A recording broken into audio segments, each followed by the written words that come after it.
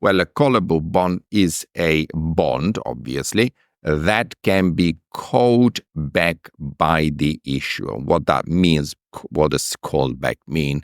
It means that the bond can be repaid early by the issuer. So use the analogy of a mortgage. If you had a mortgage and it was a fixed rate mortgage at 5%, but interest rates drop to 2%, you can refinance that mortgage early. In the same way, if you were a borrower, if you're a corporate issuer of a bond, and you found that interest rates have dropped relative to your coupon rate, you might want to refinance that bond early by calling it back early. So this is only possible if there is an embedded call option, and that call option will benefit the issuer. Okay, we're going to talk a lot about this later on. Putable bonds have an embedded put option. So this time the put is owned by the investor. So the investor has the right to put the bond back to the company, to the borrower. Essentially what that means is the investor has the right to ask for his money back early. Okay, now why would you do that?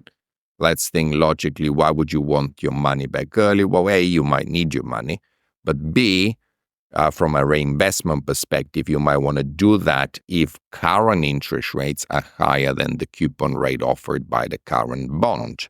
So that's putable bonds. And then you've got convertible bonds, which also have an embedded option, but this time the embedded option is a call option that allows me to purchase common equity. So effectively what I'm doing in a convertible bond is I'm giving away the bond and gaining in exchange common stock.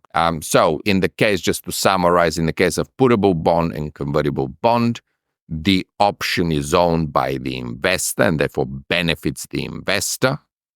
That means that the price of the bond, the putable and convertible bond, will be higher than the comparable straight bond.